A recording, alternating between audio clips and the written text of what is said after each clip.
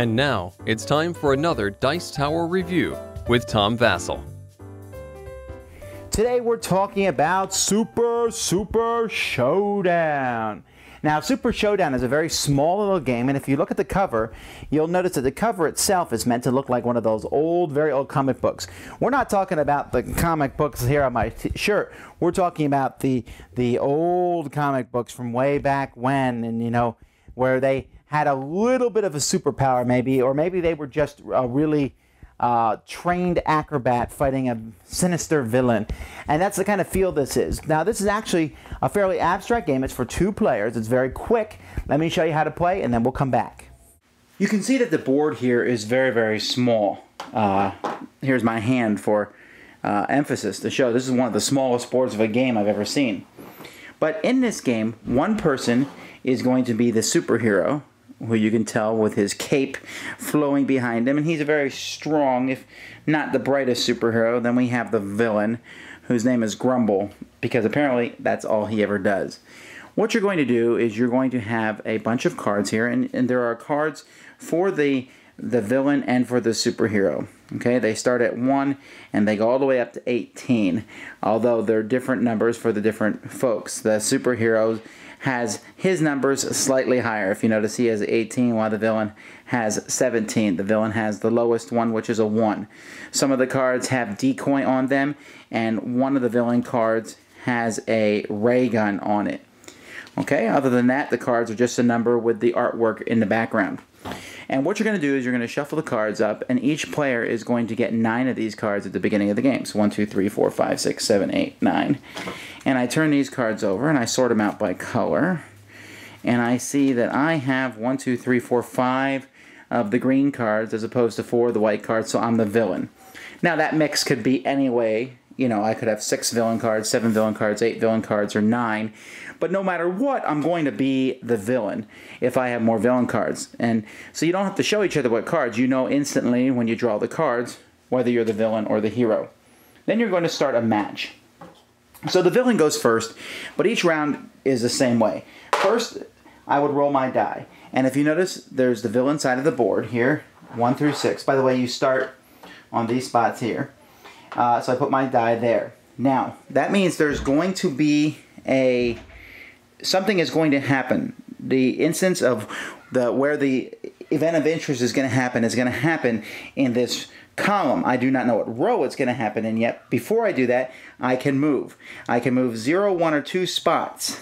Now, if you start on one of these red spots here, these power spots, you can move 3 spaces. So let's say I do this, 1, 2, 3, and I move there.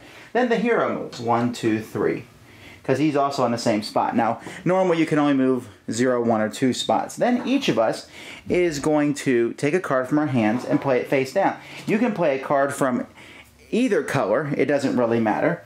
Then the good guy rolls a die, and he rolls a 3. So now we know where the spot is. Well, haha, I can get to that spot, but the hero cannot. So then we turn the cards over. And if you notice, both of us played hero cards. So when both people play the same card, those cards are added together. So here the cards are added together, and it's a 28 white card. But I'm going to show a couple different things that could happen. I could have played one person could have played a 3 and a 2, so then the villain would be the higher card, and the white card would be the lower card. So one of 2 things is going to happen. Either 2 different color cards can be played, doesn't matter who plays what card.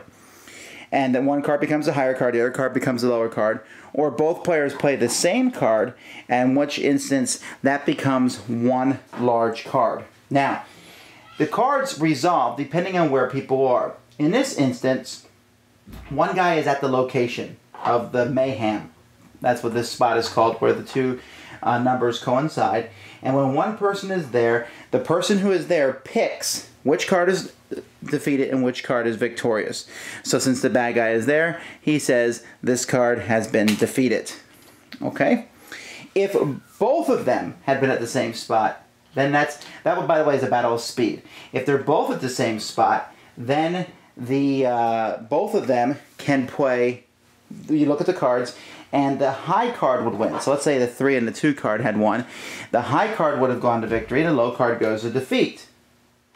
If neither one of them are there, then the same thing happens. However, if both of them if there have been 2 cards and that number is higher than 19, it's automatically defeated again. So, are you confused yet? It's not as complex as it sounds, and there is a little chart here to show you which card goes where. But I'm not done yet.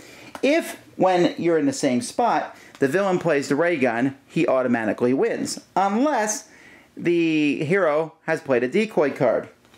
If it's speed, then whoever plays a higher number wins, but if the other person plays a decoy, then they win. Okay? Either way. And you'll figure it out after a while. Usually 1 card's placed in the victory, 1 card's placed in the defeated pile. After one person gets 5 cards in the victory pile, then the game is over and that person has won. Or if 5 player cards go to the defeated pile, then the other person wins. So, as you can see, someone's going to win at some point, because there's going to be 5 cards of one color in one of the 2 piles. And that basically is how the game is played. And it's basically like a dance, in a sense, as the players are moving around, trying to get to the right spot where these dice are going to roll, and then also what cards you're going to play from your hand. Alright, Super Showdown is an interesting game. It's small, light, portable, easy to carry. I mean, it's even smaller than this box would show. You can carry it around. The word I would use here is it's clunky.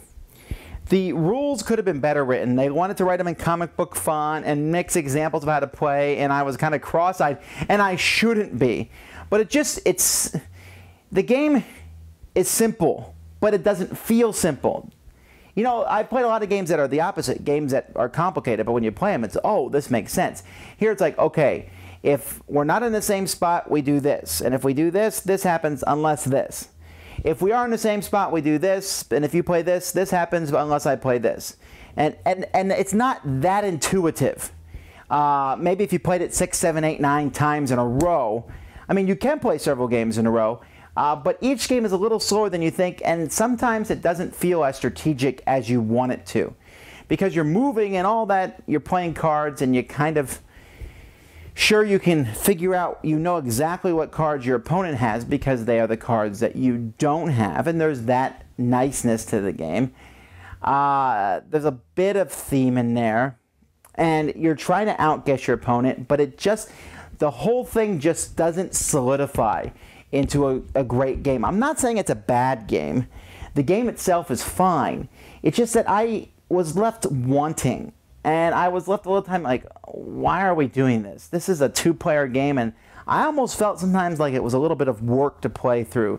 And it shouldn't have been. It should have been like, and I play this, and I play this, but instead I was thinking, okay, wait a minute. I want to play this card, and if he plays this, and then he goes here, and it was too much, I think, for what the game is. So, I don't know that I'm going to give this one a really glowing recommendation. I love the theme. I love the old comic book superhero thing. And the game is not a bad one. It's very quick and simple, and I think maybe some people like it, but it just really didn't flow for me. It just was a little too disjointed in actual gameplay. Thanks so much for watching the Dice Tower videos. Find more great videos and reviews, as well as our top-rated audio podcast at Dicetower.com. You can also find the latest board game news at Dicetowernews.com. I'm Eric Summerer, and you've been watching The Dice Tower.